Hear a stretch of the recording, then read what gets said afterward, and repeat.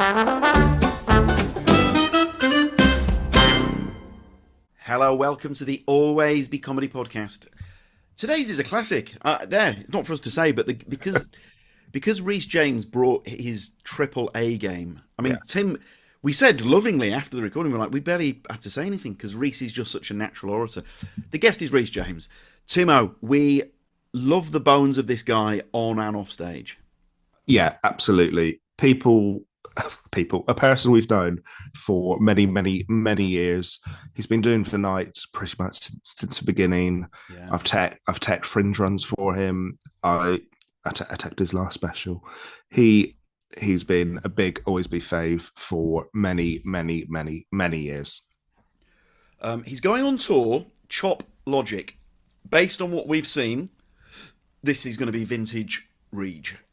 He's doing 3 work in progress shows with us. Monday the 22nd of June, Wednesday the 1st of July, Tuesday the 28th of July. These are work in progress shows.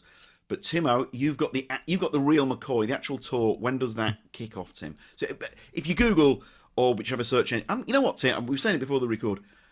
I need to leave Google. I think it's like Manchester United. It's not the power it once was. So maybe use Microsoft Edge, whatever it might be. But if you search Rhys James, Chop Logic, Tour, Timo, runners and riders, please. Yes, please. So it technically begins at the Edinburgh Fringe at the Pleasance Cabaret Bar, a really lovely venue. It runs from the 17th to the 30th of August. Fantastic. And then once all that's done, it's going to be in one hell of a shape for the tour, which starts on the 10th of September in Cardiff at the Glee. And then really it just sort of goes on and on and on until May. He's going truly everywhere. You're gonna have an opportunity to see the show, and you really must. It's hilarious. It's so brilliant. Guys, wherever you live, we would urge you to see this tour. This is a comedian at the peak of his powers.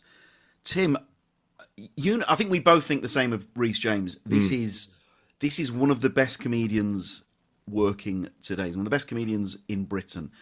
Yeah. We are delighted that he's now a team captain on Mock the Week. He's getting everything that he deserves after years of being consistently excellent at comedy. Yeah. He is incredibly reliable. You just know as soon as he's on, you're in the safest hands possible. He is so creative and inventive with what he does, whilst also being unbelievably crowd pleasing. It's a very rare thing to have both those things in spades, but he really properly does. There are many more shows on sale. Timo, now the next few days are, as it stands, sold out. What we would say is it's always worth keeping an eye on the website because we get on the day returns. For example, we've got a show tonight. Finn Taylor, Red Richardson, Samira Banks, Jen Nolan. It's been sold out since conservatively 1983. And then we're recording this 4 minutes past 10 Friday morning. We've had a couple of returns.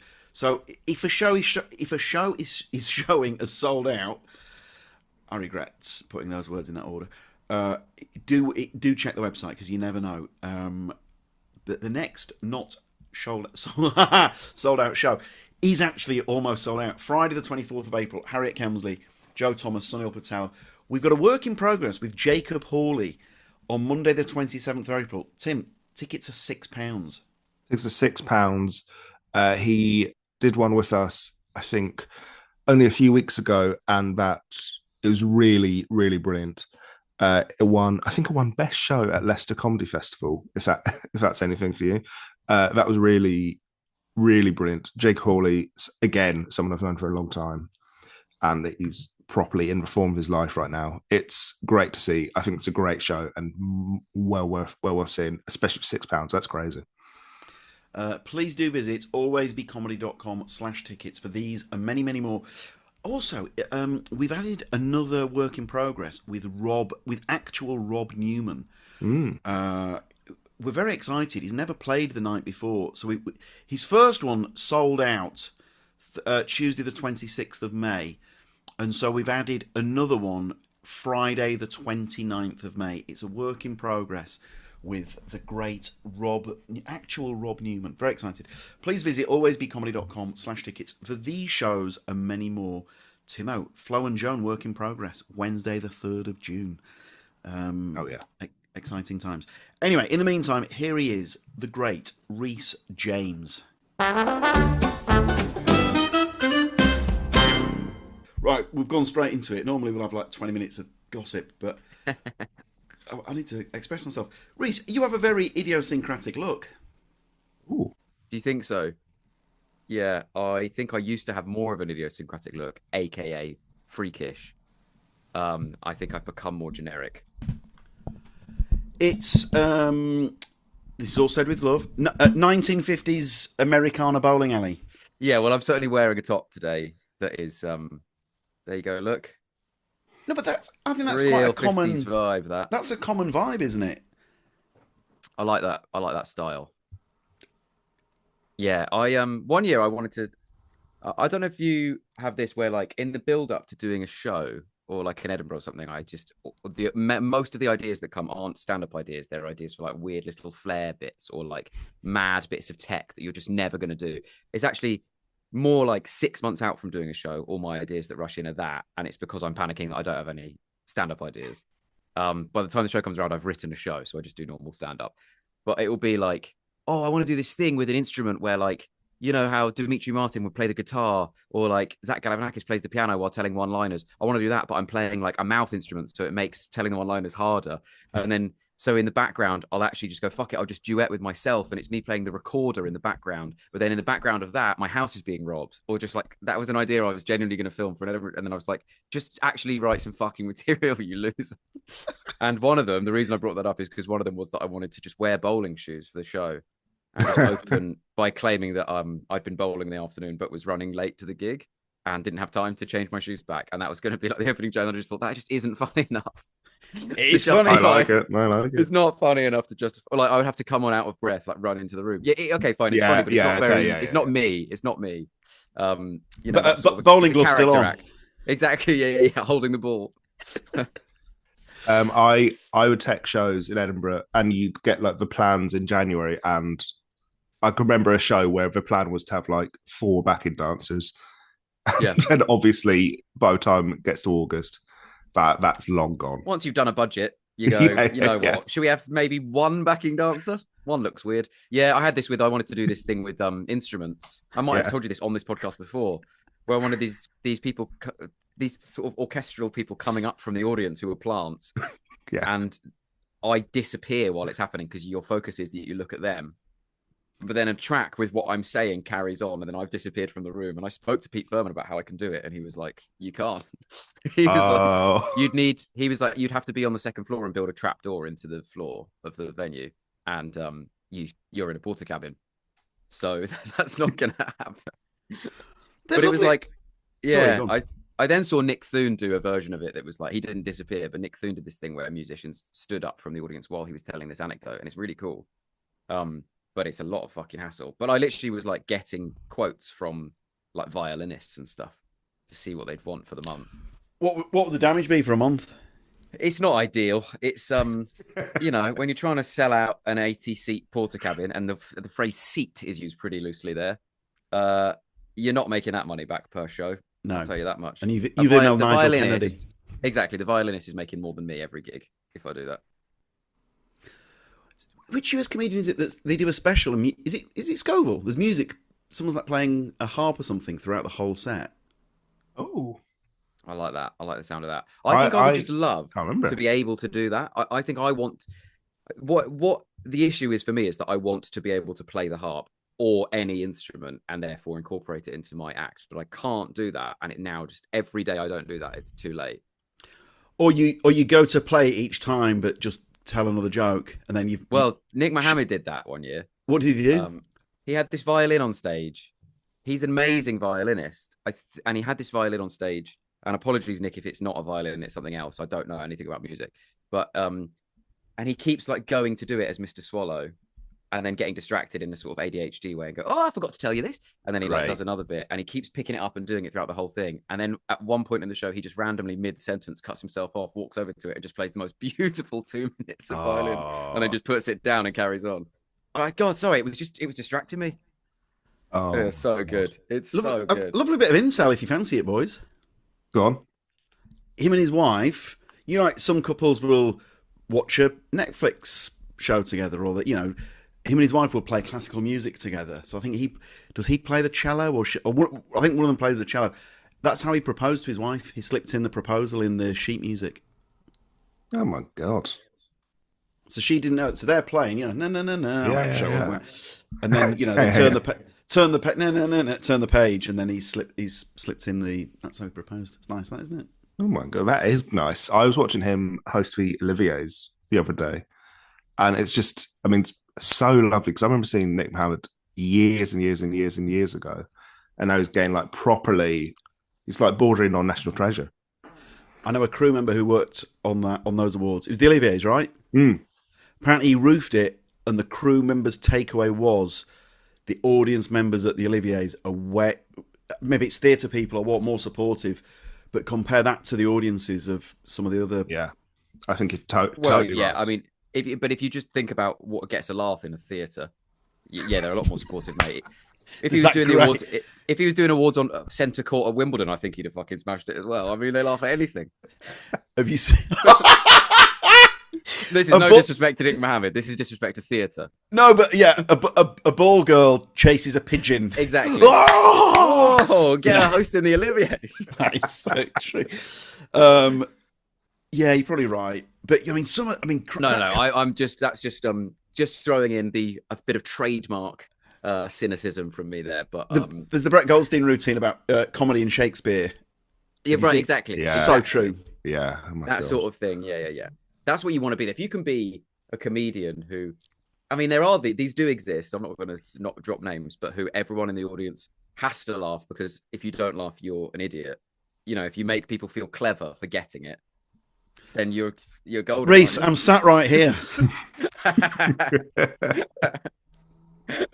Exactly. I watch you every time and think, oh, this is just a bunch of smug liberals who are just going, yes, James, okay, very clever.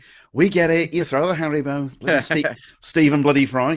To anyone that's not yet got a ticket, you listen. We'll say it to you all the time. One of the best comedians we've ever seen. What can the punter expect? Rhys is laughing at the. To anyone that's not doing the video, Rhys laughed at the compliment. Not with, at. What can you expect from Chop Logic, Rhys? Well, I think in some ways I'm trying to fix the country a bit, but in quite a twisted logic way. So just coincidentally, lots of the ideas I had around this year were just like, oh, fine, everyone's complaining about this issue or this issue. Why don't we just do this? And that sort of has been my logic for years, is to try and come up with like, why don't we just do this? And, you know, in reality, the solutions aren't actually practical. They don't really exist. Hence the title Chop Logic, which means to sort of like pick and choose bits of an argument to suit you. And so there's lots of that. There's lots of me going, look, we've got to follow the example of this thing, and then like taking another country who's doing something, but not in a political way, in a very silly way. But I'll keep getting distracted by my own health concerns in this show. So a variety of health concerns, mostly involving the anus and the penis, crop up to conspire. God, indication of what makes me laugh. The porch and the shed.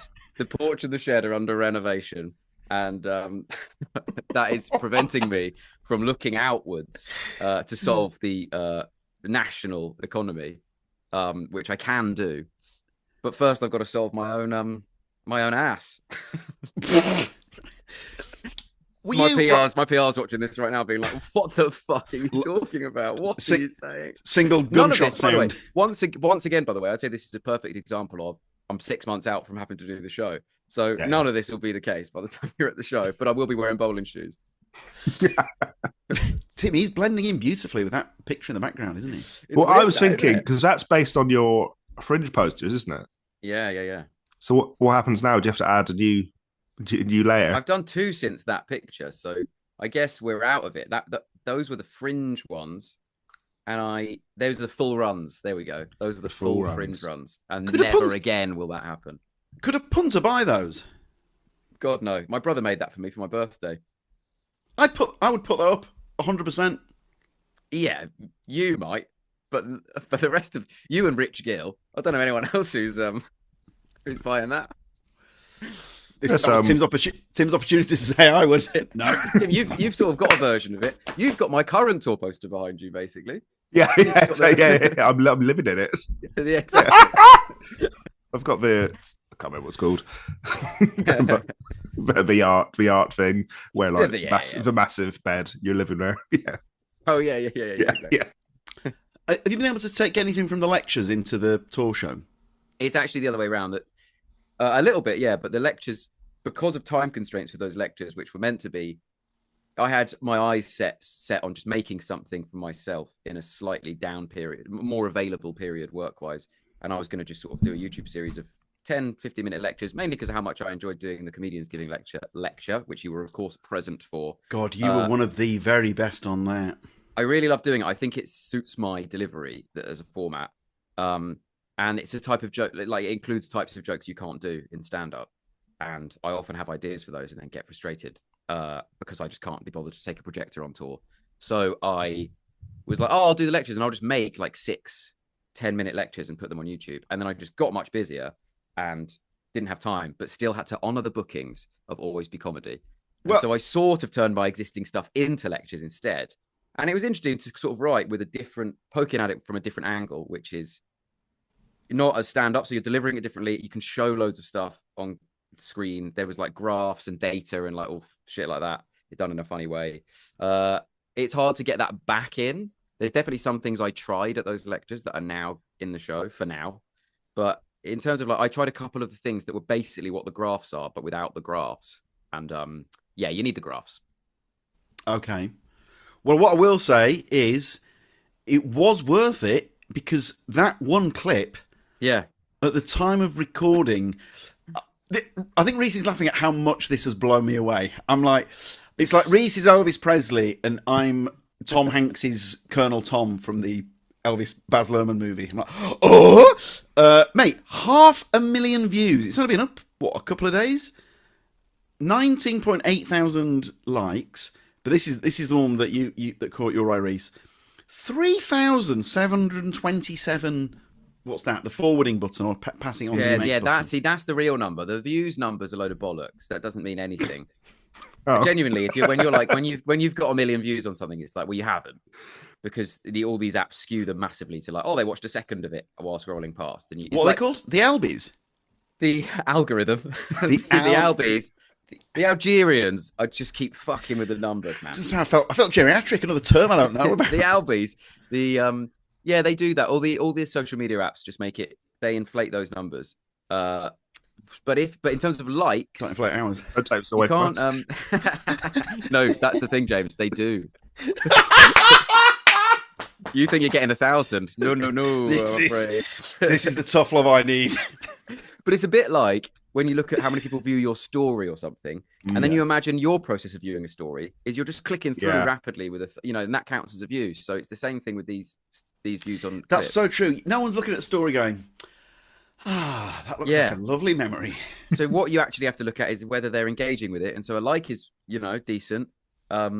And the shares is when you're like, oh, right. But also, you don't want to be chasing that shit because it's awful.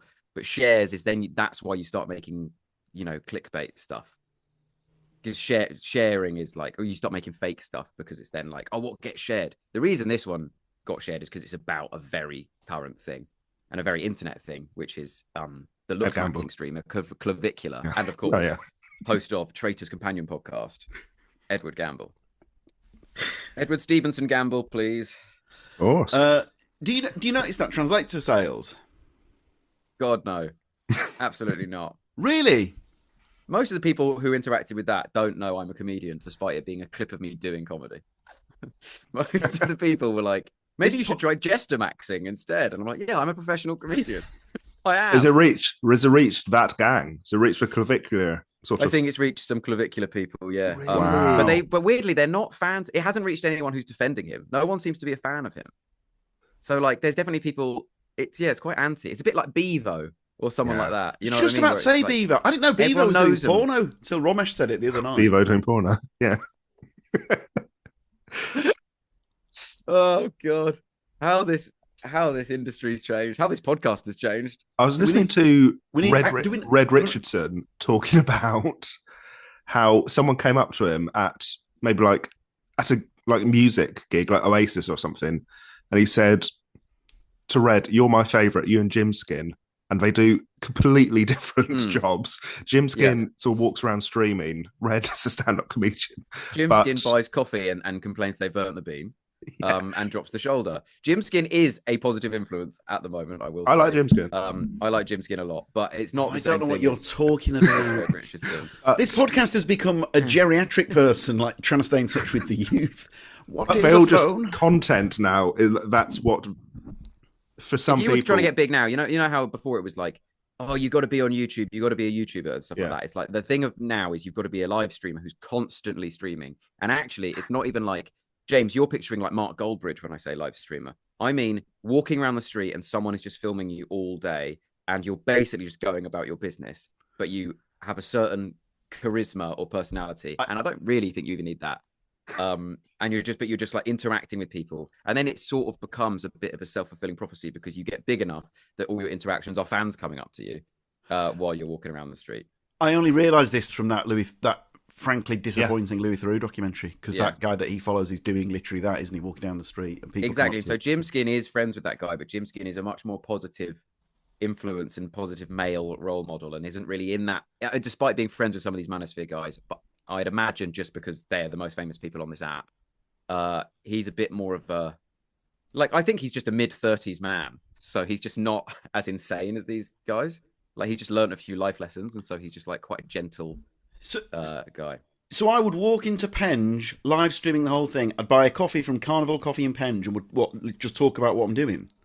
You taste the coffee and then you go, "Oh no, they burnt the bean," and then you're viral. You ask them in there what the temperature of their machine is, and what you want it to be, James, is between 92 and 95. Buttocks are clenching.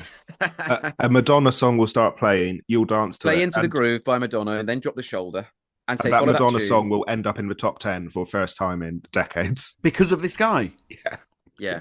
Oh my He's introduced it to a new generation, yeah. And it is... Thanks for doing it, because I forgot about that song, and it is a fantastic tune, my God. I only know about Bevo, I think, because Roma told me about him. So I ended up... I think because we talked about Bevo, and then my YouTube algorithm starts recommending videos about Bevo, and I have come to the conclusion that we probably need to leave the guy alone, don't we? Yeah. I think so. He's when you do think that too much, it's like, God, he's younger than me. He's in his 20s or something, isn't he? He's a vulnerable young man, isn't he? Yeah, he is. Yeah. So to anyone that doesn't know, Beaver is a lad who was swallowing a roast potato whole on the internet. Guys, I think if Brucey was alive now, he'd be like, the game has. It brings out my inner Brucey. Like the game has gone here. What happened to doing a tap dance? He'd swallow a potato whole. People would watch it, and then he got his teeth fixed, and that meant that he was chewing the food like a normal person, and obviously no one wanted to watch that.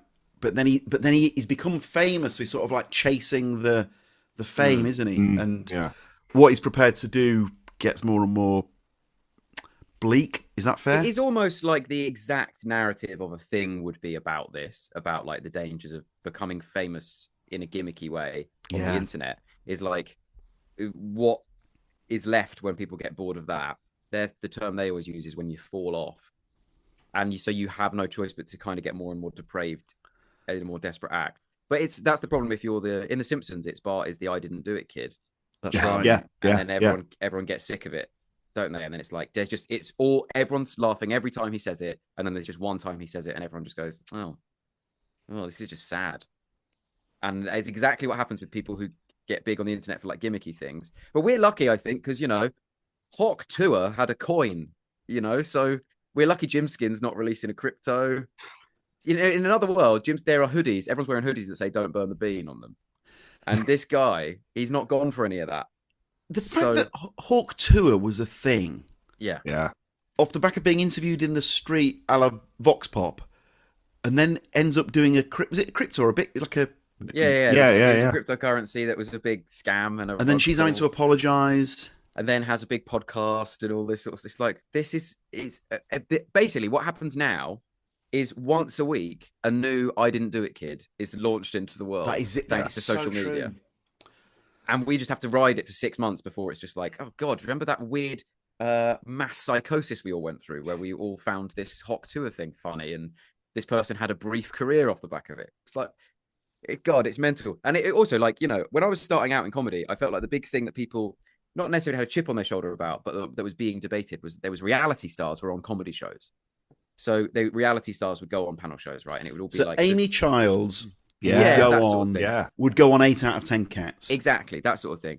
And you know, the thing in the back of everyone's mind is sort of like. By the way, no shade on anyone there. I'm just that is a all. thing that was happening. I'm just illustrating the point that you're making. I think that in the moment, I would have thought when I was newer and maybe more insecure, it would have been a bit like, yeah, but they don't have a talent or a skill. They're just like a personality. So that can only last so long, sort of thing. Now in hindsight, I feel like those guys are really fucking entertaining on those shows. Did I cut out then? Just the visual. Fine. We got your hot take. There was a. Sorry, Tim, go on. Oh no, I was just gonna say, like, Gemma Collins was on a lot of these shows, but she was always like really funny on them. Yeah, it was like Jamie Lang would be on these shows and be really good and really funny. And if you know, you're doing a different job. I think at the time when I was just sort of desperate to get on those and being like, but you know, yeah. Spencer Matthews is sat in my seat. Not never my seat, it turns out, but it was his seat. It was Jedward's seat.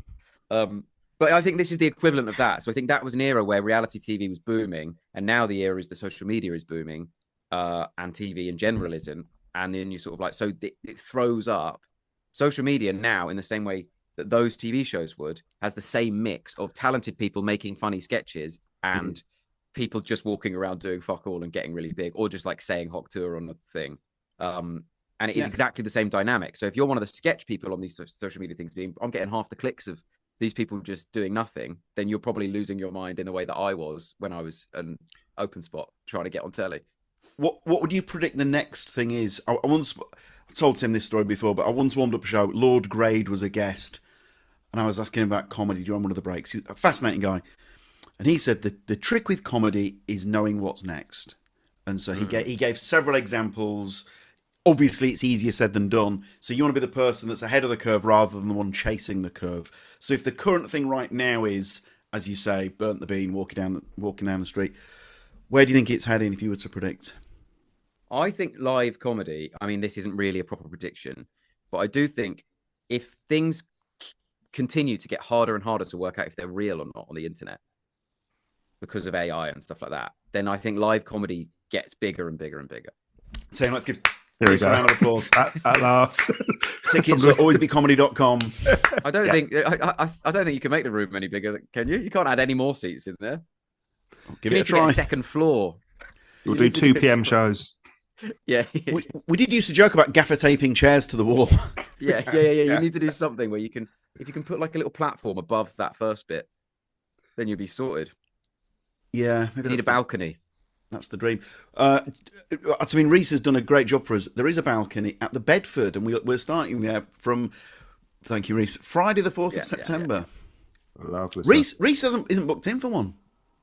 No. And I won't be doing it. But good luck to you. I wish you the best. Fair enough. Can't knock the honesty. We'll be sending you some dates. Right, when does the tour actually start then, Rhys? Because I know, look, we have a laugh, but there will genuinely be Rhys James fans listening, comedy fans listening, that want to come see the tour. When does it kick off? How many dates? Can you smell that? Is that a tour extension already?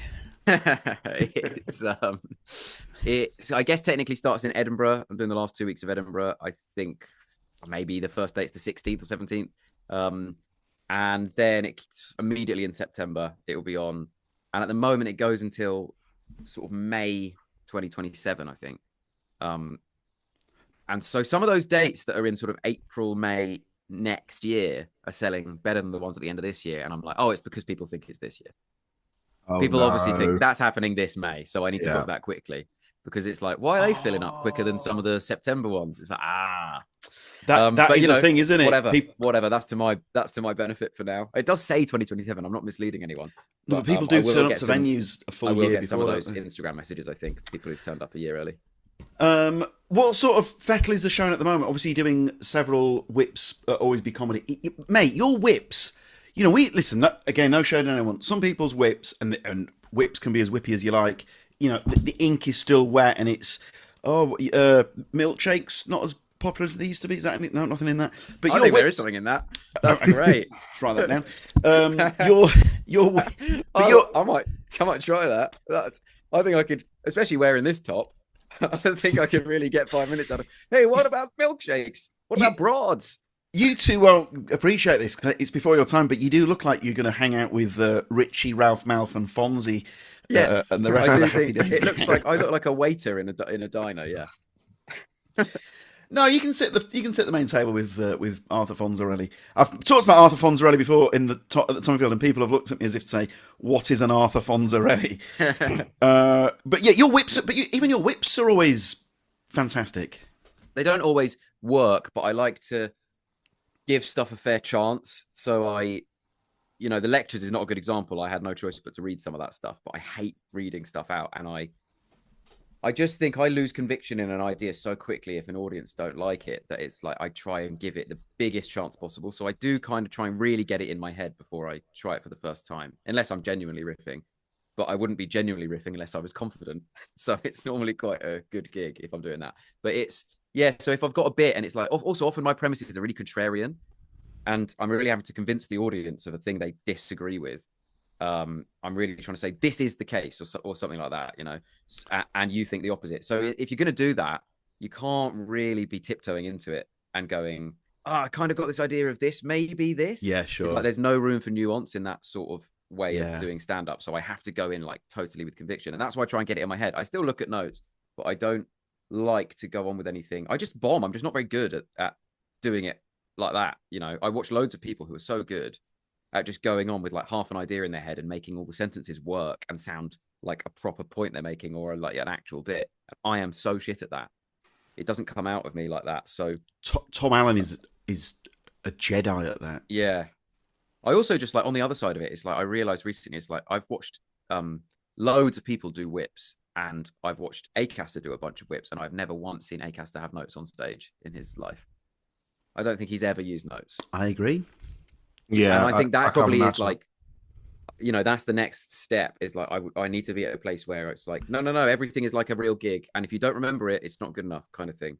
Jack Day once said to us something like, when he does Always Be Comedy, the reason why a lot of his bits feel like finished bits is that he says sometimes, no offense to you guys, but if I'm leaving the house to come to your place, I need to make sure that it's worth my while, rather than him going, why aren't milkshakes as popular as they used to be? He's got a 5 on There's milkshakes. A bit of that. Yeah, exactly. It's like I just think I've probably got more time than lots of people who do whips at Always Be Comedy who really are going.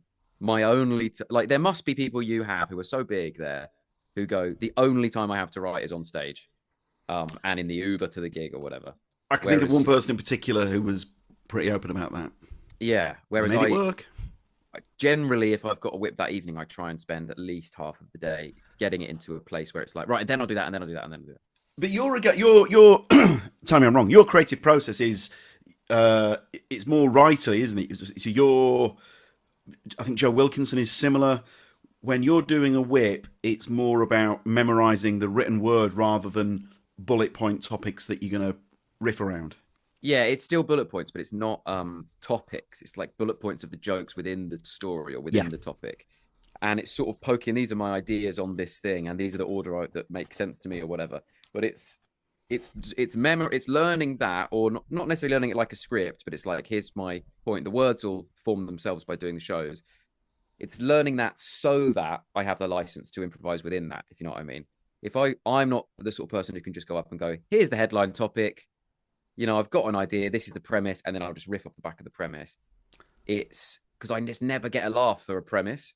You get a reaction in people's faces that's like, that's quite a good. There's something there. But if I haven't found at least a few example beats the first go round, I'll just never say it again because they won't do a laugh. So yeah, I don't memorize like word for word unless occasionally there's something really specific. There's a one-liner or something that you've really edited. And then it's just listening, and you just find it. I think gradually you do just find it, or you just abandon it. But also, these days, what I find with whips, like this didn't used to happen when I was new, and now it's like loads of stuff that works just gets cut. So you get stuff and you work it up to a point where it's like a solid routine that could easily be in the show, and then you do just have to cut that, and you just forget about it forever. And you go, oh, that was quite a working bit, but it just didn't fit the flow of the show, so you got rid of it. And that is such a exciting position to be in compared to fuck. This is just all the stuff that worked this year, and I'm just getting to 45 minutes. And you're basically now you're telling Salah that he's on the bench, basically. Yeah, telling this season's aged Salah that he's on the bench.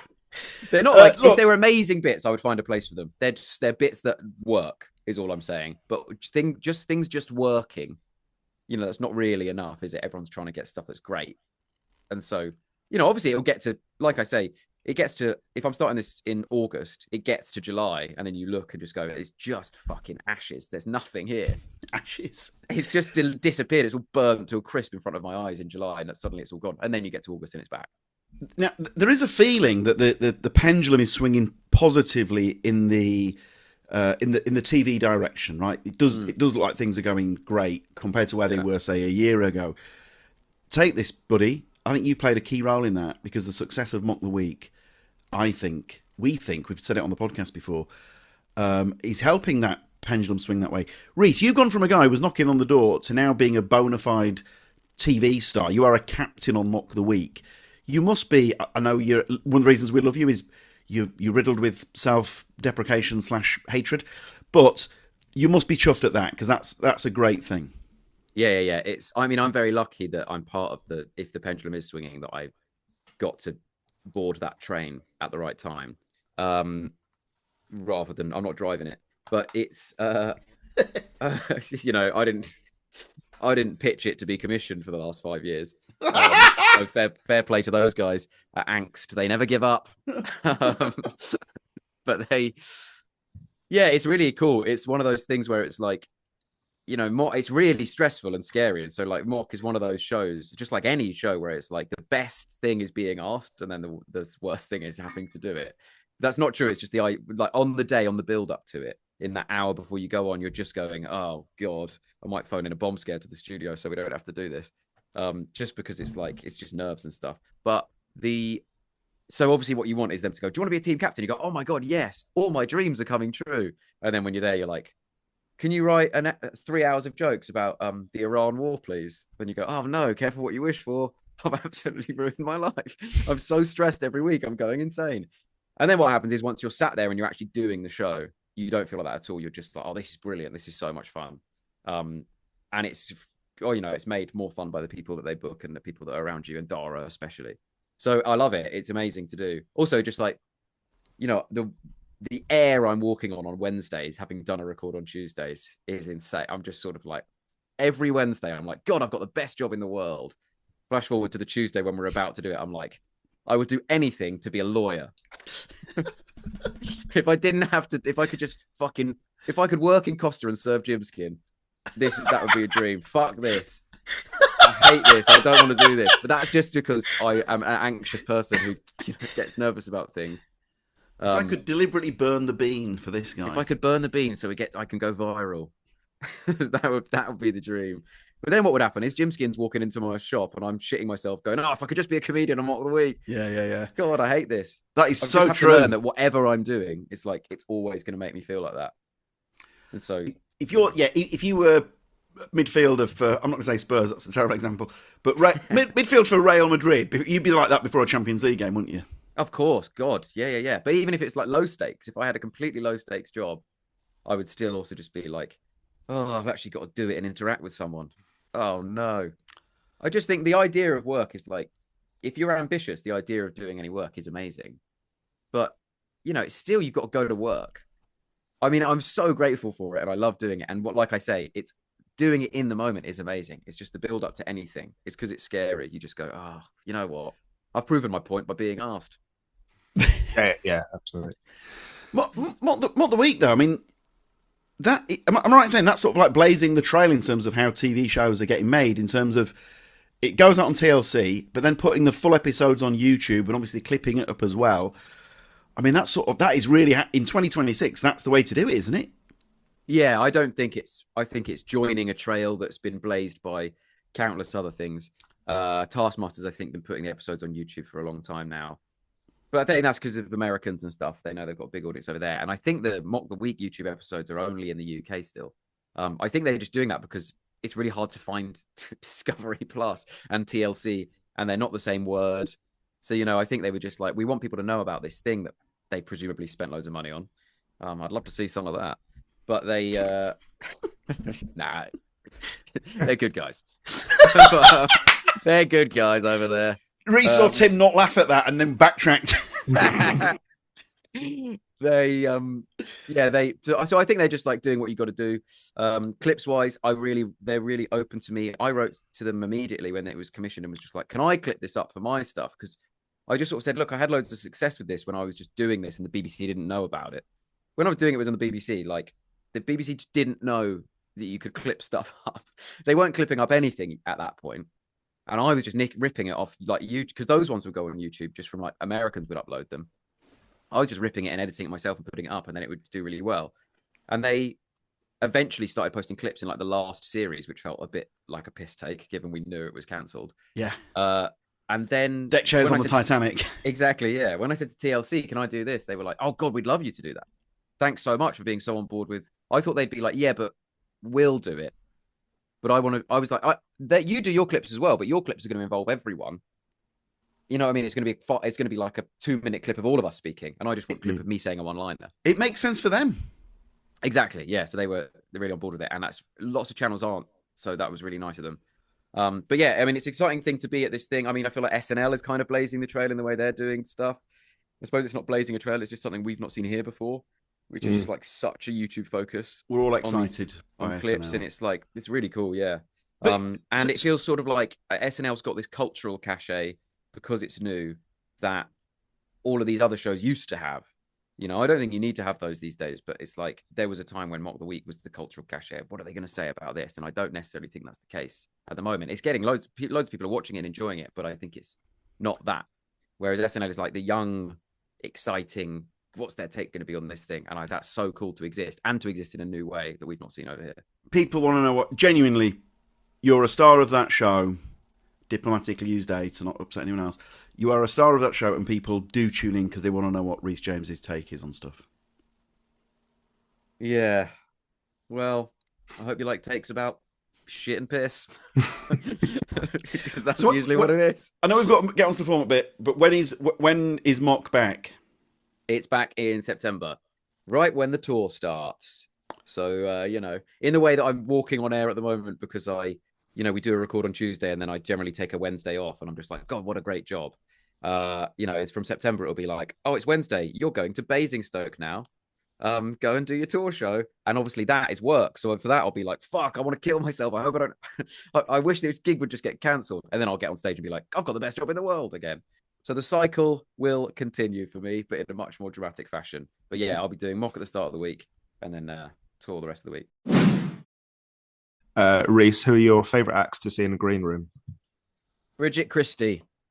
Oh, yes. Bridget Brilliant. Christie's number one. It's hard, this question, because obviously, the answer, I guess, should be my closest friends in comedy.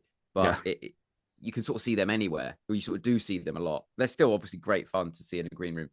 But Bridget Christie, I don't see that much. And I think every time I've ever seen Bridget Christie in a green room and spoken to Bridget Christie, I've spent the next day being like, I think me and Bridget Christie are best friends. Yeah. And then I will mention that to any other comedian, and they will go, no, Bridget Christie is the best person in the world.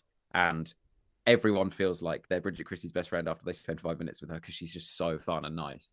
So it's, so delete that text you're sending, inviting her to your wedding, asking her to be best man, asking her to be the bride.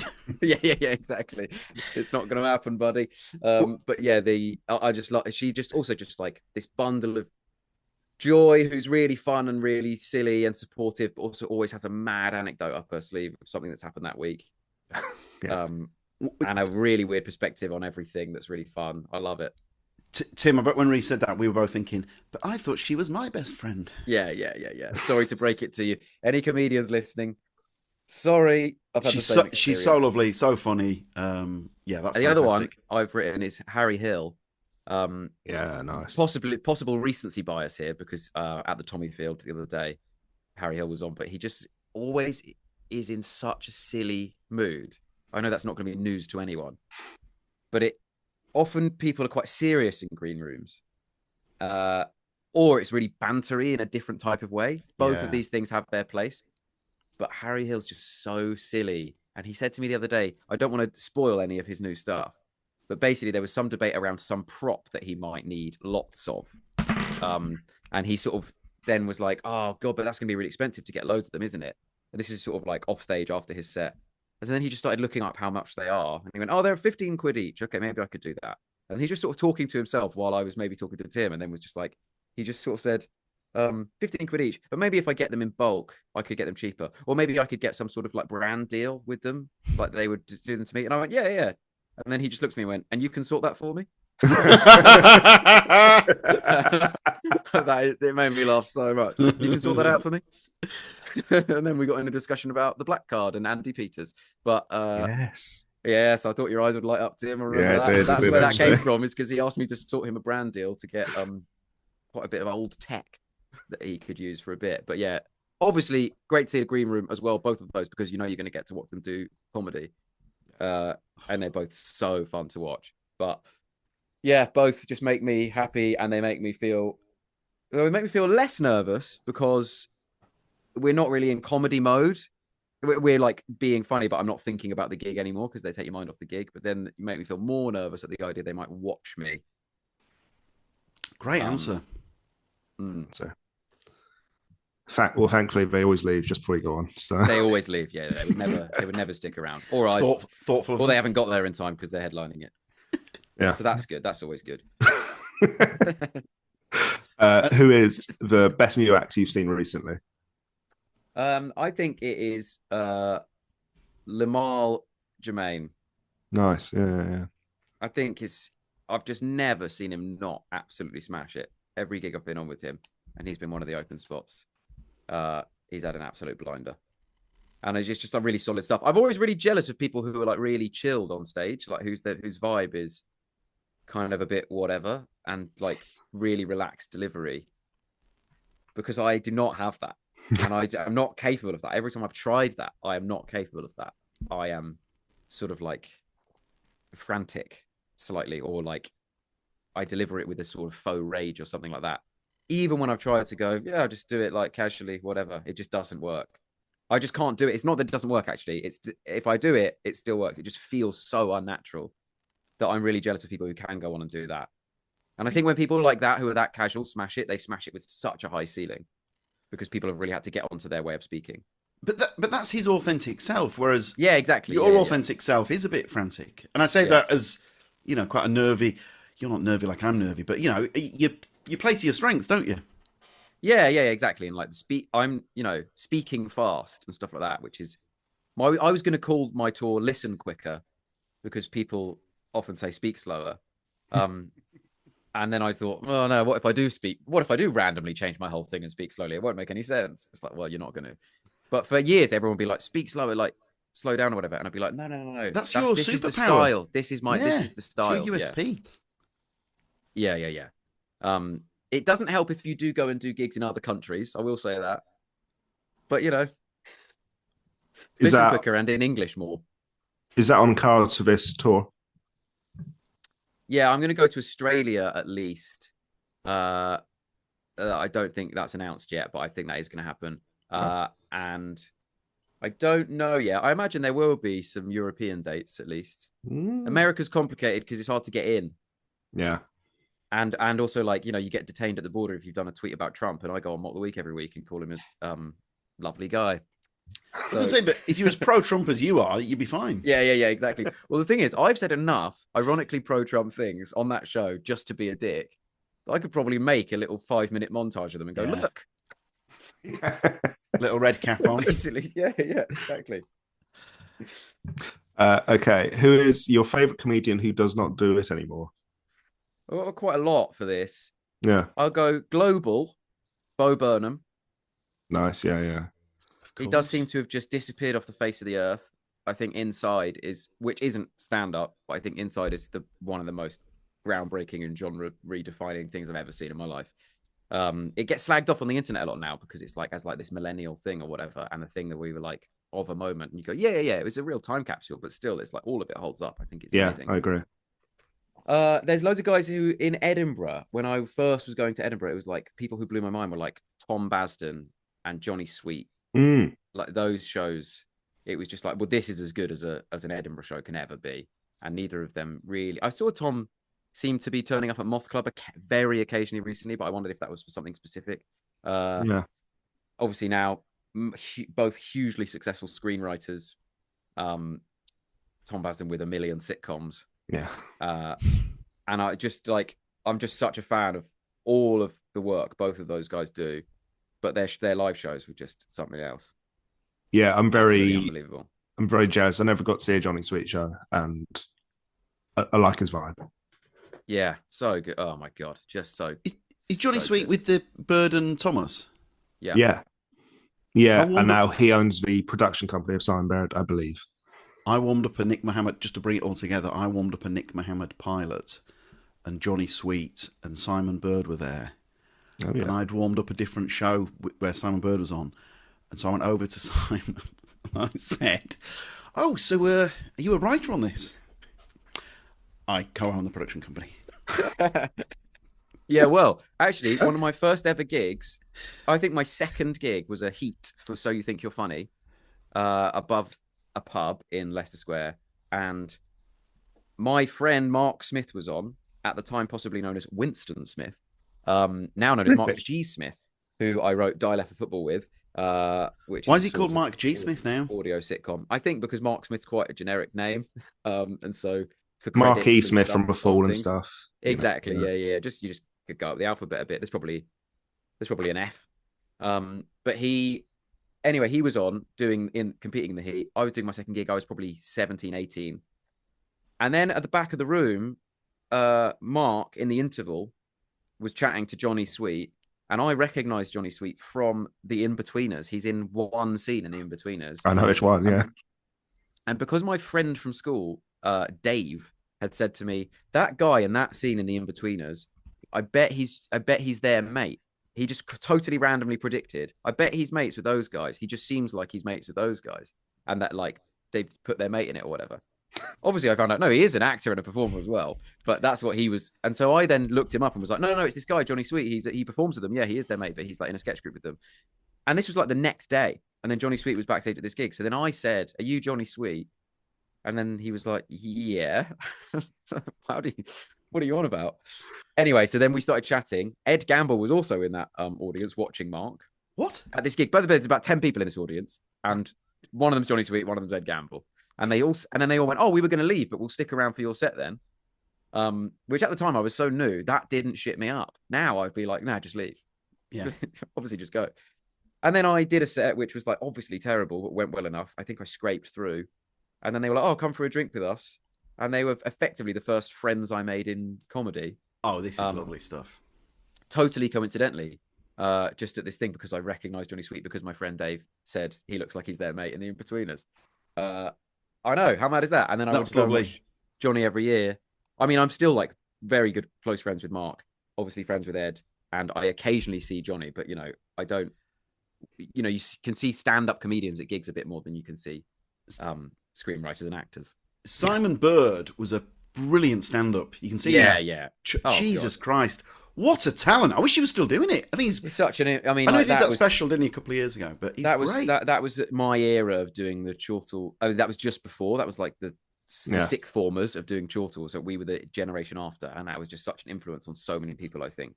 His charisma, what a front foot performer. I mean, he's brilliant. Yeah. I must say, him and Johnny on that pilot was so lovely. And then after it was such a great pilot. Nick Mohammed, Mr. Swallow, like a spoof chat show. It was so funny. I think Nick decided to not follow it up.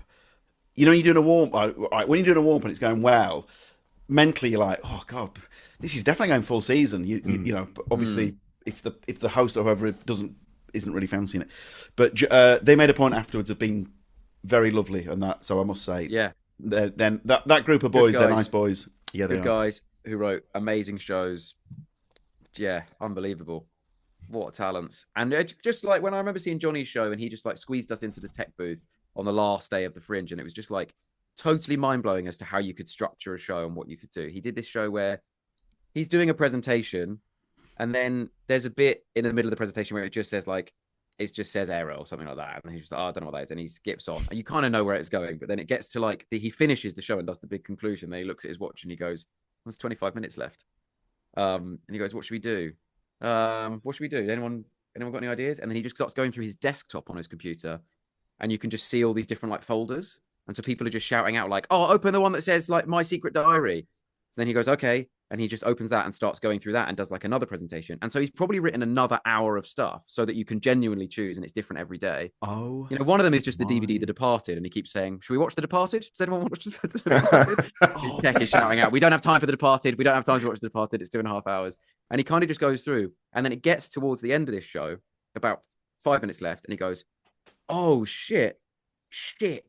And then he goes back into the slideshow, finds the one that says error, like missing file or something, does 2 clicks, and it opens up this presentation that's even bigger than the main show presentation. And he just starts going, okay, we're gonna have to rattle through this.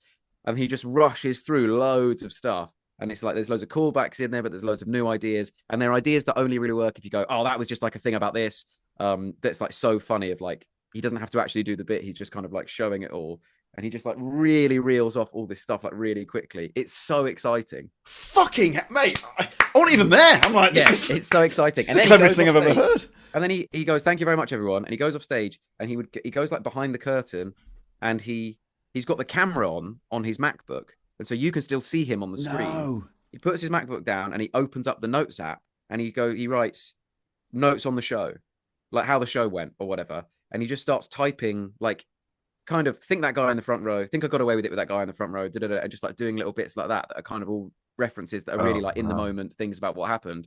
And then he just like puts the laptop down and then steps over it and walks off, and then the screen just like goes black while this amazing song's playing, which is called, for listeners, go and find it, I think it's called Ghost by Winter Sleep or something like that.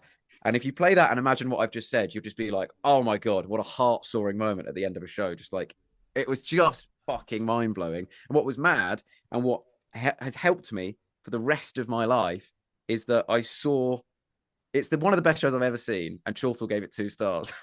I was like, don't worry about it then. Never worry about anything. It was like the show was brilliant until he did this thing where he like forgot the show, and then he had to go, and I was like, oh, I'm gonna forget it. That's one of the best shows I've ever seen. I wasn't even there. Yeah, exactly. First time I've ever heard of it. So brilliant. What was it called? Was it the full run? I can't remember. Yeah, it was. Yeah, it was his second hour. He won the newcomer award for his first hour, which was called Something About Arthur, or All About Arthur, or something like that.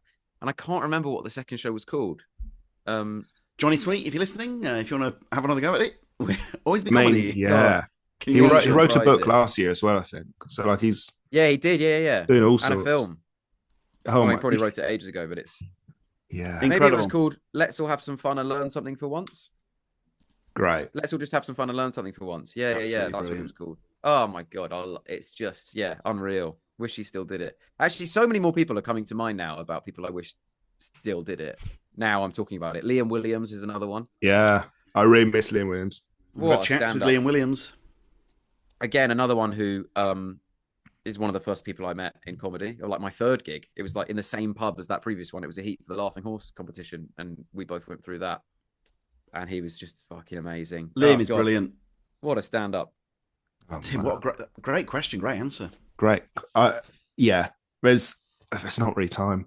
Johnny Sweet, I remember one newcomer the year before when Tim Key won the main award, and they were also doing the Tom Basden play at the same time. Yeah, Party. Yeah. Wow. What a year for the Invisible Dot that was. I mean, pretty niche sentences for podcasts, but I honestly, when I was getting into comedy, the Invisible Dot was my number one.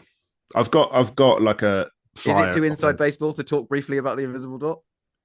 Do we feel? I don't know. Maybe it is. Maybe it isn't. Invisible Dot was the Moth Club of its day. in terms of the sort of like alternative scene, Yeah. and that's where all the characters would be, and you know, your Timkeys, your Johnny Sweets type stuff. And everyone, it was like the coolest thing, and it had cool branding, and it had its own club, which is 2 North Down now. But I used to get booked to do the gig, and it was one of those things where I always, for years, felt like I was not in either camp enough. So I was too mainstream for the Invisible Dot, but too different and weird for complete mainstream weekend clubby type stuff. And actually, you do have to just commit and pick one. And it was when I started getting panel show stuff, I started to be like, right, we'll just like be go more mainstream then, and still find a way to do it on your terms. But like, you know, I used to do poems and set piecey things in shows and stuff like that, and I sort of stopped. But and like, you know, even like video stuff. But what would happen is I would be so flattered to be asked to be part of the Invisible Dot that I would go and do the Saturday night club. And I remember it was like the most nervous I would ever be for a gig, because you'd be going on after sort of Tash and Ellie or something like that, have just like had an absolute blinder. Yeah. And what was so brilliant about the Invisible Dot is I would then go on and do normal, what to me felt like, you feel like a hack, you know, almost, from just doing stand-up and not parodying anything or doing like an accent or something like that. But ultimately, it's a comedy club on a Saturday night, so they do just want to laugh at everything. And so it was just like, all right, it was just one of those learning curves where it was like, if it's good, then it's good, and it doesn't matter. He says that having bombed at Moth Club the last 10 times he's been there. But, you know, I had 2 incredibly bad job interviews at Invisible Dot. Next question. What is a joke or a bit you've retired that you secretly miss? I would say I don't really have this, because or bits are gone quite quickly from my memory once I stop doing them. And if I were to look back on them, it's like, yeah, this was crap, actually. Or it's like, if a bit's really good, it's because it's really good of the moment. So like the first bit of mine that sort of was like really successful as a bit on the internet was one about privilege and being a royal flush, which was being like a young, straight, middle-class white man. So it's like everything's handed to me or whatever. But my struggles are this thing.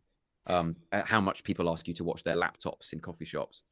Just let me live my life. All of that stuff, right? And I did it on Mock the Week, and it was like, but if you did it now, it would just be sounds so hack and shit now, and just like labored point. But it was before people had made that point, so it, you know, it wasn't hack. That's why it worked. It was just like of the right moment. But anything I can think of that's good and successful like that I loved performing was that. So really, the only thing I really secretly miss is being able to walk on and my opener just be, hello, yes, it's a child. I would just, when I used to just be able to open and say that, get a massive laugh immediately, elephant in the room addressed, and I don't have any more jokes about it. I miss, now when I'm walking on thinking, what shall I say at the very top? I'm thinking, I wish I could just walk on and go, hello, yes, it's a child. And you just get a laugh within 1 second. And I can't do that anymore. I probably could. Probably could, yeah. I mustn't. Yeah, I'd feel pathetic doing that. Fucking 45 years old with shoes on my knees. Look out, Basingstoke. Kids. yeah. Holding a skateboard. Rhys needs a post-mock lift. Exactly, yeah.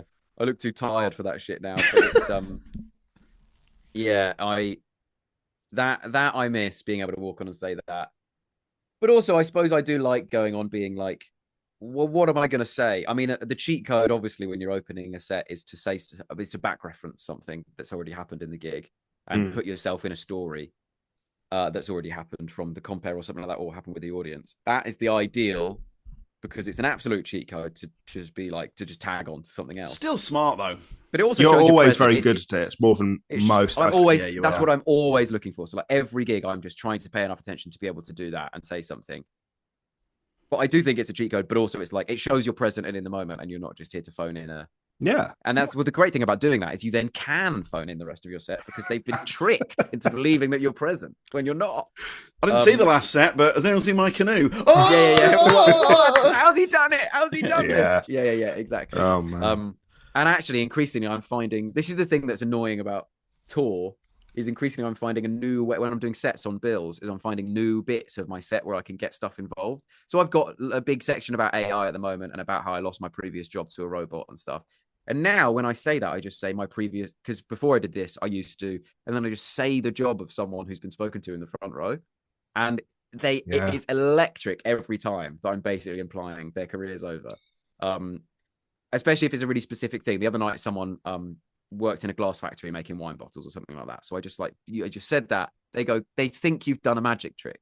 They go crazy. Sure. But on tour, no one will have been spoken to. Yeah. So I'm going to have to put in a bit where I do crowd work earlier to find out some jobs so that I can just say that as a callback later. And then that starts feeling all cynical. So it's like, just don't bother.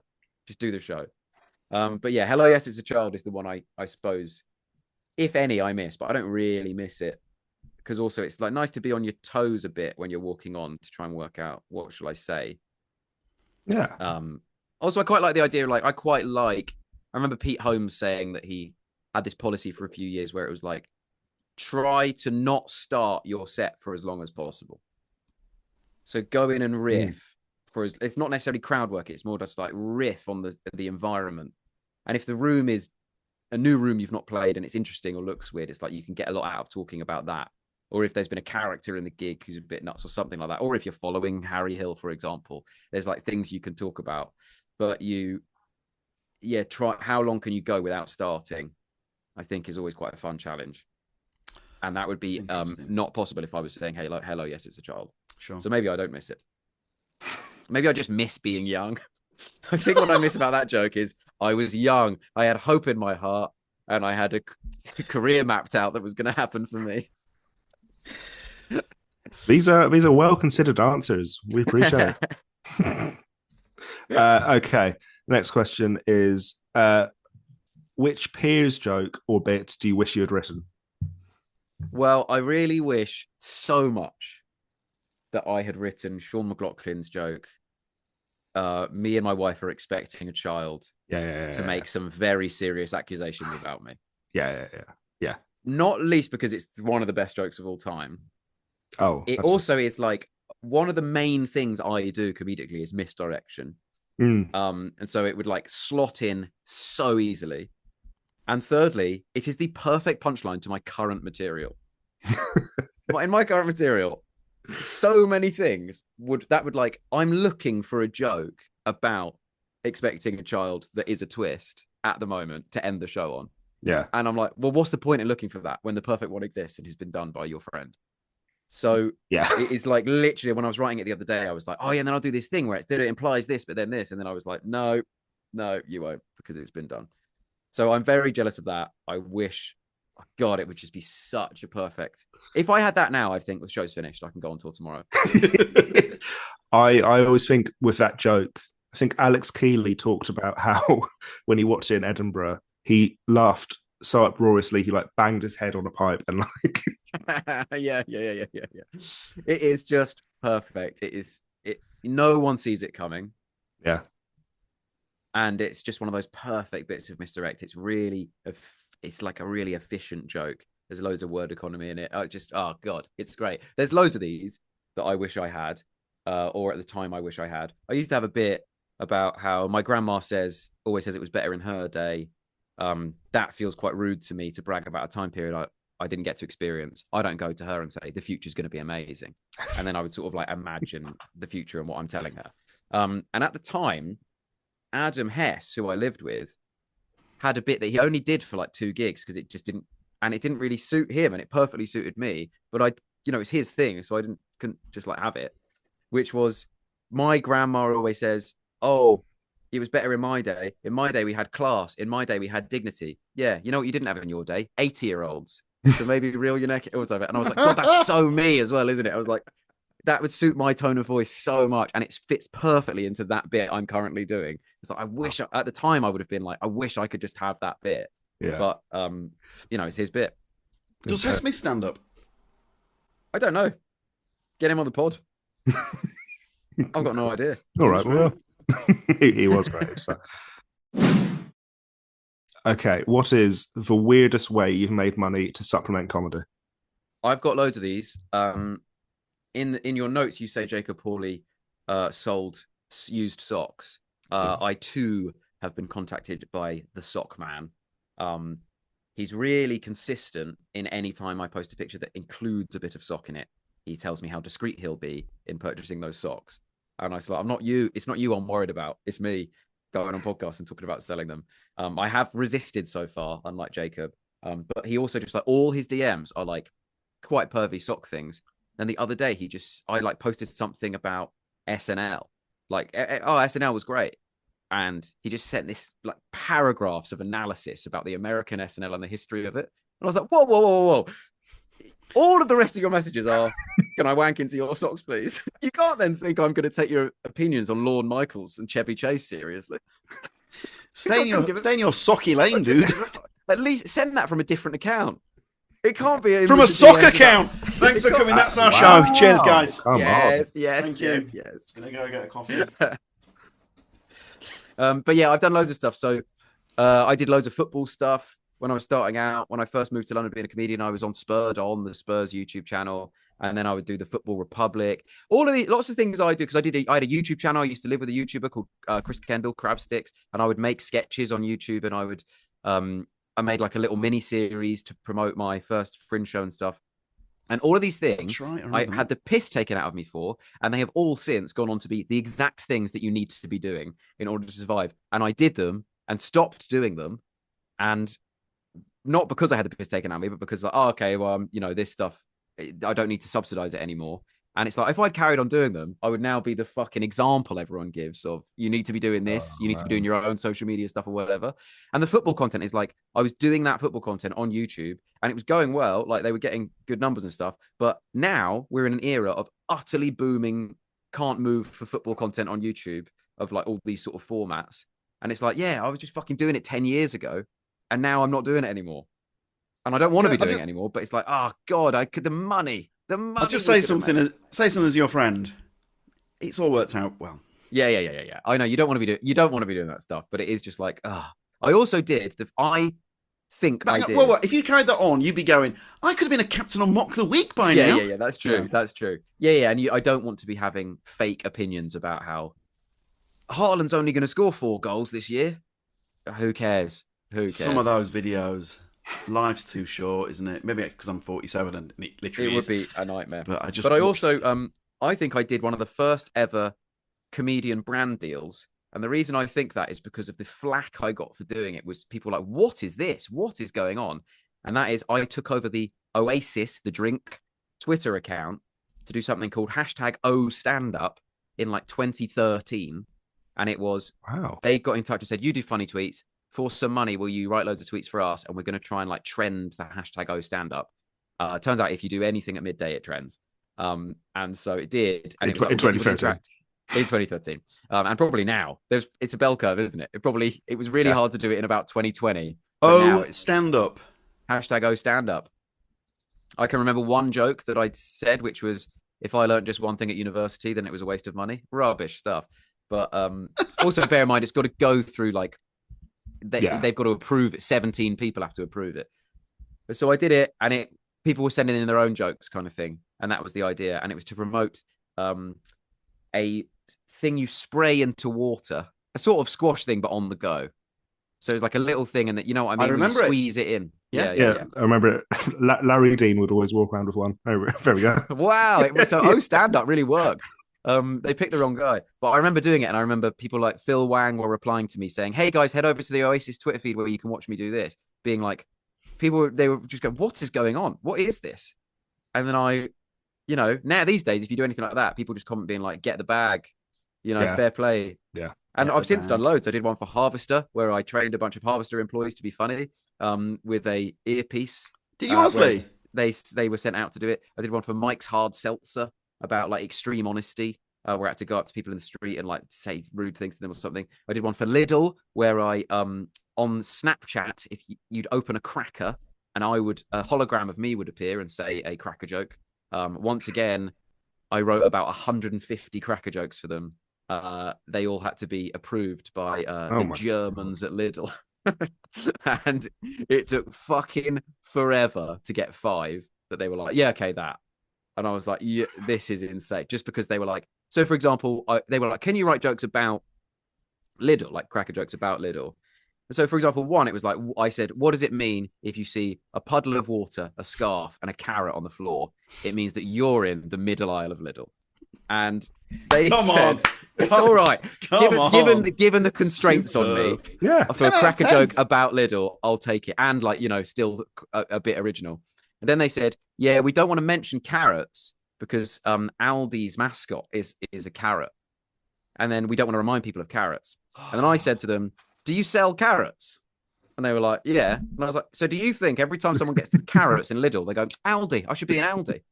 They were like, "No, what are you talking about?" And I was like, "What are you talking about?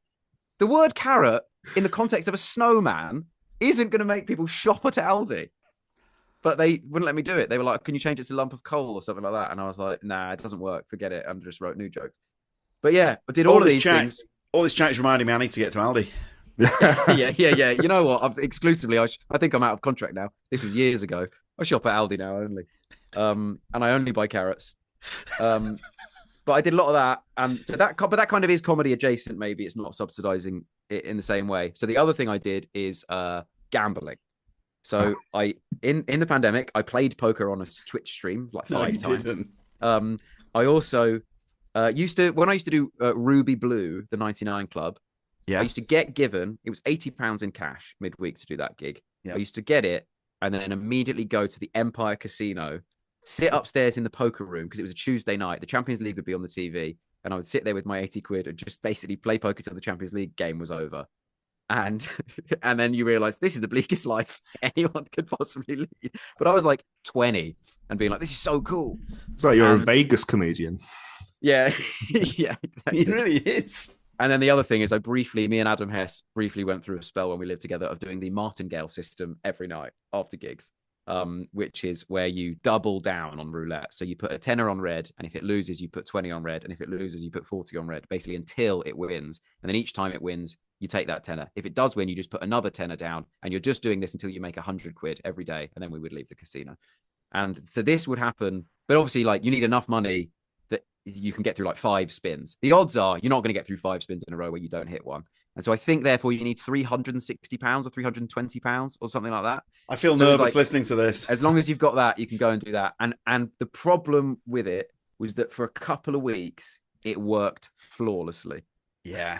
So we were like, so we're kings of the world. Yeah. We are absolute hustlers. And also we were like shifty in the casino thinking, keep moving tables because they'll work out what you're doing and they'll come and beat you up. Like Ocean's 11, they'll like kick you out. Yeah. And then you realize quite quickly, they want you to do this.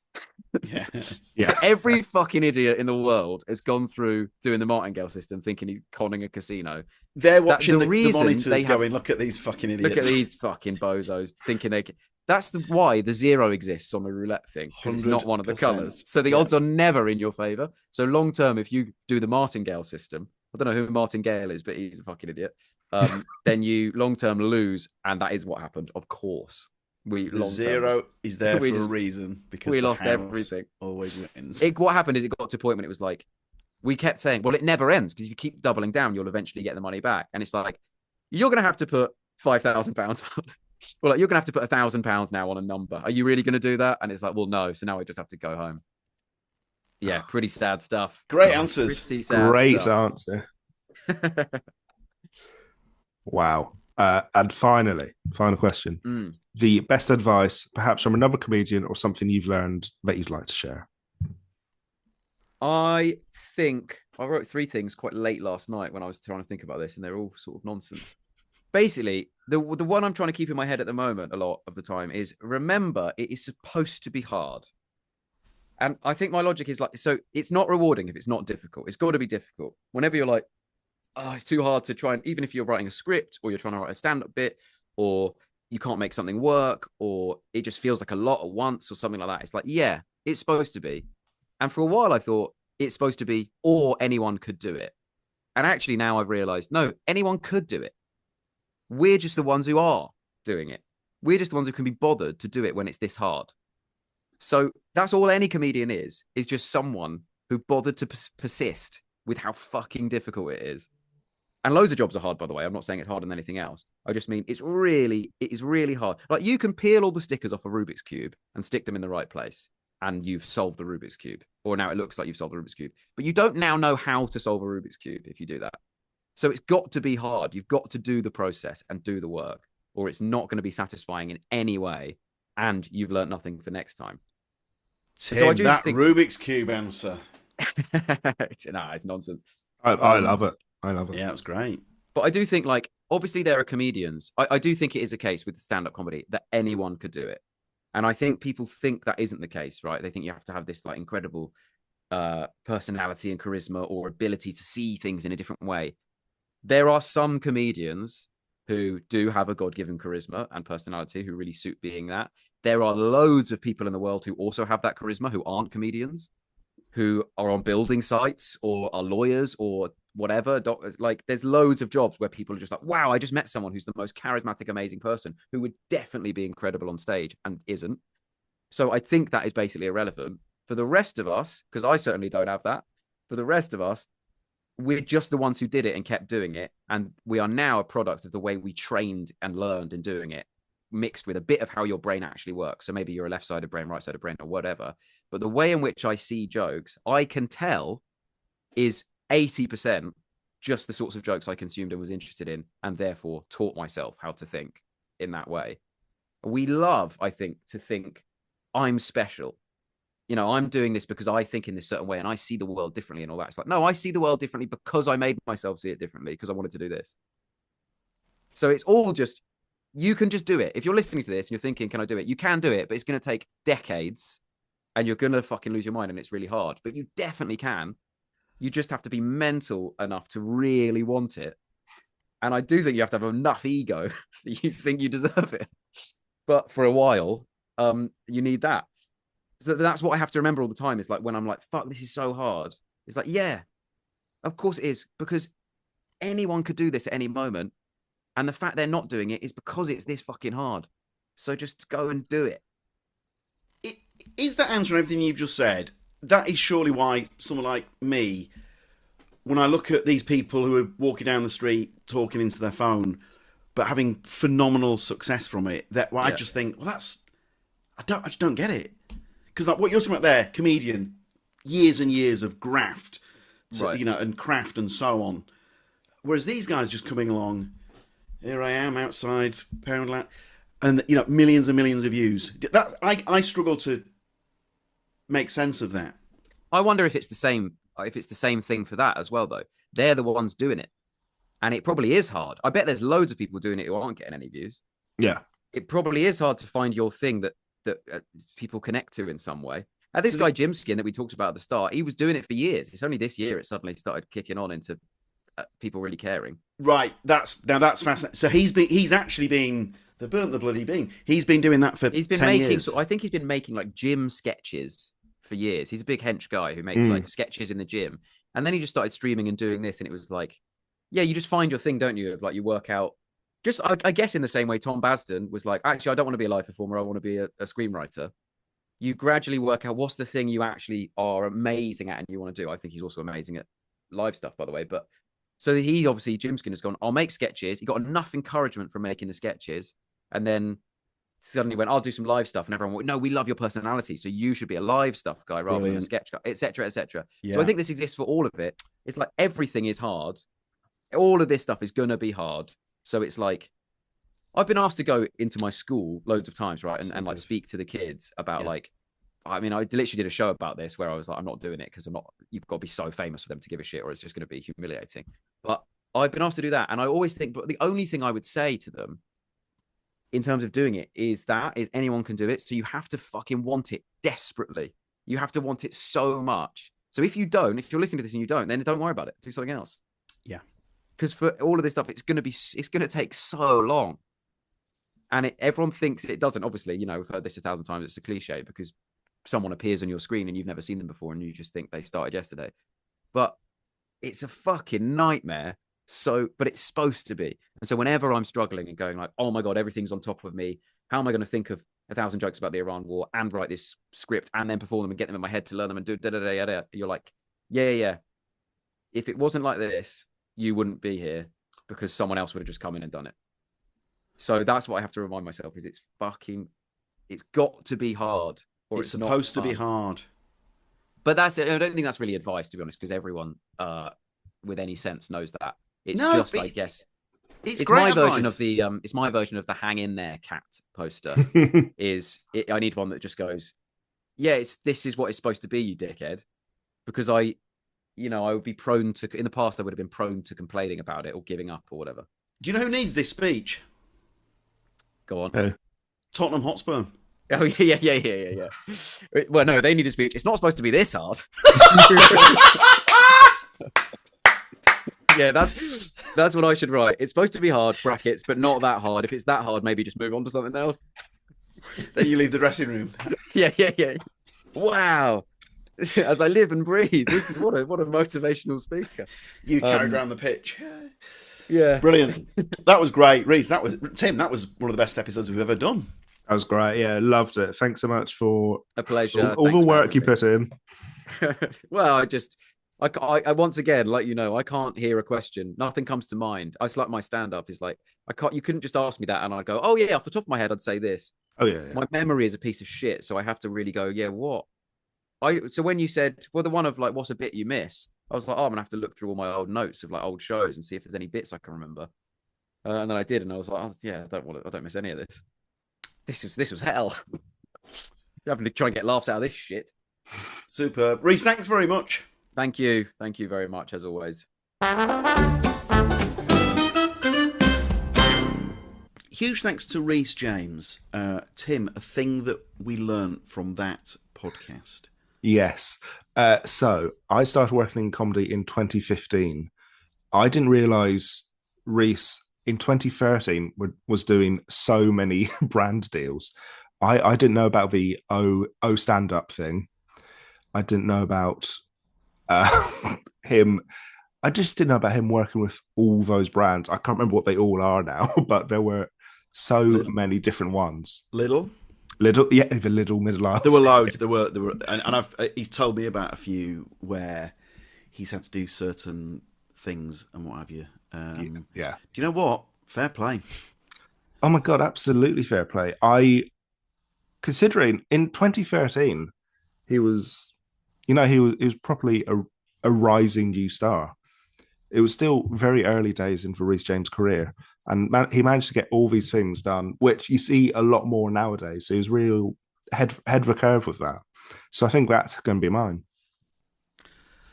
Mine is this: there is no substitute for preparation, and this is something that I'm seeing more and more of. There is a correlation between those who do the prep. It doesn't matter whether it's doing the Always Be Comedy Rebooked podcast or a panel show, or I remember John Richardson on The Last Leg had clearly prepared this brilliant bit. And Tim, what was really noticeable is how much work Rhys had put in for this podcast. Yeah, absolutely. There are, we were emailing, weren't we, before, when we just emailed the link, confirmed the time and stuff, and he's like, yep, just thinking about my answers. And I was like, great, good to see it. Because, not everyone does, and that's fine, but I much prefer it when someone does. I'll say that. Yeah, sorry. Also, where I was going with that is because you do hear stories of people on, say, panel shows or TV shows, and they've just sort of like rocked up. Whereas I know that one of the reasons why Rhys has excelled on Mock the Week and has sort of fast-tracked, if you like. I say fast-tracked, he's done it for years, but has worked his way from his first appearance to getting rebooked to becoming a bit of a regular to now becoming team captain, is because I know for a fact that he's always one of the most prepared people in the history of that. I don't know about the others. I was going to say maybe the most prepared, but I've got no metric for that. But I know for a fact he's consistently one of the most prepared people. And yeah, Tim, he's look, I'm old enough to be Rhys's dad, but I find Rhys an inspiring character. Yeah, absolutely. He's been brilliant for such a long time, and I'm delighted I get to see him at ABC as much as I do. I hope Rhys listens to this, because I'd love to have seen CCTV footage of how hard he laughed at me calling him an inspiring character. Yeah. Oh my gosh. Not with me. Brilliant. He'd be laughing at me. Let me make that absolutely clear.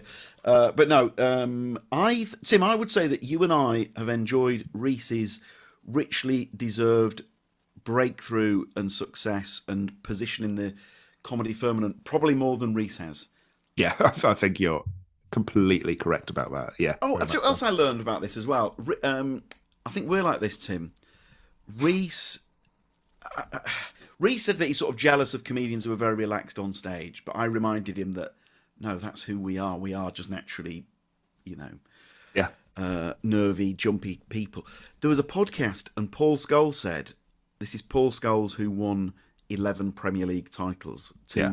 Champions League titles. You know, one of the most decorated players in the history of football." He said that at the peak of Manchester United team, he never actually enjoyed it, and he was just always worrying, and just as soon as he won something, he was just worrying about onto the next thing. And I thought, oh great, that's nice that I'm the same as Paul Scholes. Yeah. What I'd say about Rhys is he's got that brilliant thing where he's managed to find his voice. So that's the thing. It's comedians who find their voice and know what the best way they can to present their ideas. I think that's the thing everyone should be aiming for, and he's been doing that for years and years now. You know what? That's a great what we've learned. That, I know I've said no, but I know I've said this before. Sarah Kendall, this is like it's like 12th hand wisdom. This Sarah Kendall told me that Ross Noble told her it's something. It was, and even even this might not be quite. It's something to any. I know we have lots of comedians and aspiring comedians and people thinking about getting into comedy who listen to this podcast. But this is good. It takes you 10 years to work out that the voice you're looking for is your own voice, and so it's. Tim, that is true, isn't it? It takes 10 years to work out. Oh, the person that the person that I need to be on stage is me. Yeah, I think so. I think so for my most part. Yeah, obviously there are some exceptions, like sort of like zanier acts, but Right? Who's the exception that I'm thinking of? No, oh no, It might be the number one exception. oh Right, I'll give you a clue. Off stage, you have a lovely, normal. I mean, they might be the funniest person. They're certainly one of the most naturally funny people I've ever met. And when you chat with them off stage, they are very, very funny, but they're certainly different on stage. It would be unsustainable for them to be the same off stage as they are on. So this is an exception that proves the rule. Oh, is it Kearns? I don't know if it is Kearns. Is it Kearns? Oh, Kearns is actually a very good one. But I think I agree. Kearns is who I think of when I think of the exception to that, because he always talks about how he likes doing a turn, essentially, like the sort of just being someone else. So sorry, who is it? Harry Hill. I was thinking Harry Hill, but Harry Hill off stage, he does. You can see how he gets to that on stage. You can, but you know that the Frank Skinner said to Josh Widdicombe that you're dialing certain elements of your personality up and down. Absolutely. But Harry Hill is cranking one of these to like 11, isn't he? Yeah, very much so. Yeah, you're so right. What a guy. But Rhys has certainly dialed little bits up and down. Yeah. Oh, completely. Rhys is a sweeter little sausage off stage than he is on stage. Yeah. Oh, yeah. He's not quite so. I don't say cold and cynical, because that probably undersells him. But yeah, he's a sweet boy. Sweet boy. Rhys, if I can ever call you son, I would like that. he was going to do a sketch for Edinburgh, and he needed someone to play his dad. And I don't know who he got in the end, but I did say, I was like, look, I know we do not look remotely alike, but I will happily, I'll take that mantle for you, buddy. Lovely. I remember which show that is. Yeah. Oh dear. Yeah. It was Wise Boy, I believe. It was. Was it Wise Boy or Wise Guy? No, it's Wise Boy. Was it Wise Boy? Yeah. Who played the dad in the end? I don't know who played the dad, but he asked jealously. It was probably someone a bit more, if we're very honest, home counties-y. Yeah, probably a bit more hair on his head. Stevenage? Is he from Stevenage? I don't know. But yeah. Yeah, you're right. A bit more. I'm not saying he looks like a character from a PG Woodhouse book, but he does a bit. Swindon for the fact fans. Is he from Swindon? Apparently. Did not know that. Anyway. Thank you. Lots of love. We'll see you at a show soon. Thank you, as always. Tim, thank you. I'll see you tonight. Thank you. I'll see you tonight. Thank you. Cheers, buddy. Thank you, listener. Bye.